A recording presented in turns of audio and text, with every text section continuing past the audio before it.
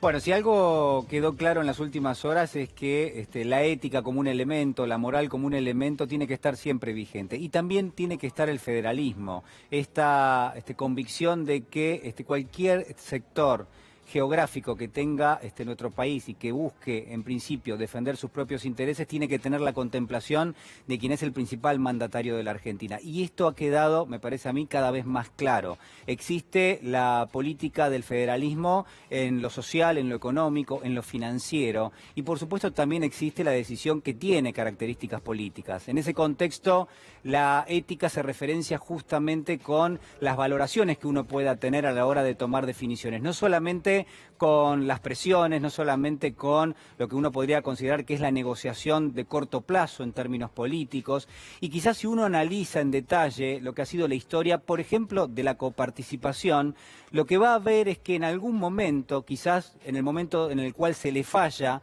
a las provincias, se le falla también a la provincia de Buenos Aires, lo que terminó teniendo un vigor realmente muy importante ha sido el cálculo político, la especulación de características políticas. Y quizás es un buen momento para retroceder y para mirarlo en un solo plano. Ha sido, creo yo, la línea principal que el presidente de la Nación desarrolló en las últimas horas. Escúchelo. Hoy hemos dispuesto crear un fondo de fortalecimiento financiero, fiscal, para la provincia de Buenos Aires. ¿Por qué lo hacemos? Porque estamos tratando de reponer un equilibrio que se perdió allá a mediados de los 80, cuando la provincia de Buenos Aires perdió 8 puntos de coparticipación. Bueno, la línea histórica refiere incluso al año 1935. A partir de allí empieza a discutirse, se instrumenta un elemento como es la coparticipación. Se empieza a repartir lo que son los ingresos derivados de los impuestos nacionales. Y a cada provincia se le da en términos justamente de mantener cierto equilibrio. Llegará la década del 70 y en el 70 queda claro en varias instancias que no se puede repartir de cualquier manera. Por ejemplo, una parte importantísima tenía referencia a la cantidad de personas que vivía en cada una de las provincias. Después había un componente que refería al grado de desarrollo económico. Se le terminaba dando un poco más de esa coparticipación a las provincias que tenían menor desarrollo. Y por último, y central también, lo que era la dispersión de características provinciales. Esto conformaba una especie de regla con la cual medir cómo se distribuía la coparticipación. Iba a llegar el año 1988 y a partir de allí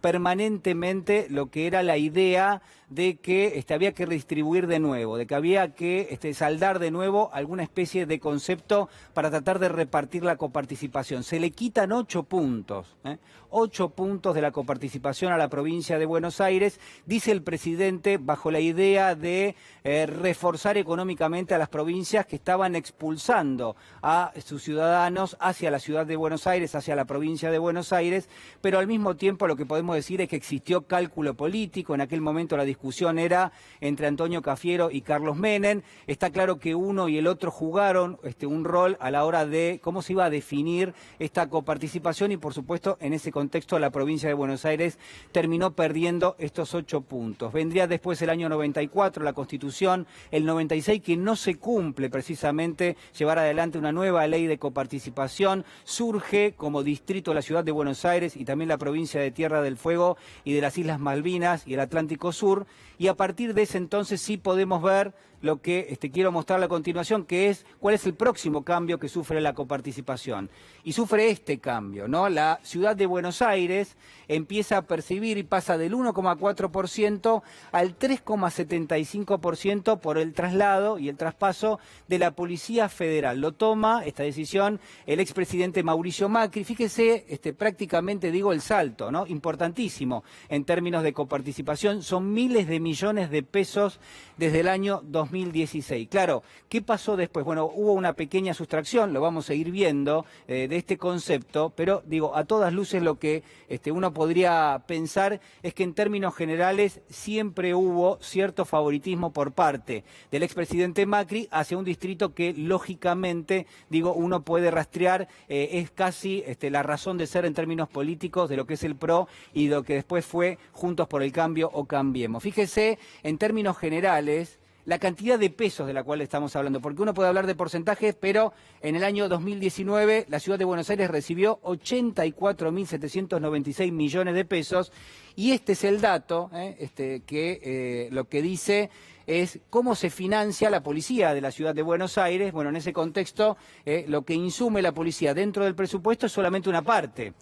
Quiere decir que del traspaso que justamente el expresidente Macri generó para la Ciudad de Buenos Aires, solamente era necesaria una parte, no hacía falta todo el resto. Bueno, lo que uno puede derivar de esto es que a veces se toman decisiones que tienen un correlato en la especulación política. Pasó en su momento cuando se le sacaron 8 puntos de coparticipación a la provincia de Buenos Aires a partir de este cálculo. Lo mismo ha pasado a partir del año 2016 también, donde la Ciudad de Buenos Aires la verdad es que percibe mucho más de lo que termina insumiendo, por lo menos en términos presupuestarios, el manejo de la policía, que fue el fruto por el cual se tomó esta determinación. Por último, en este sentido y en estos datos, no quiero marearlos, esto es la coparticipación a la ciudad.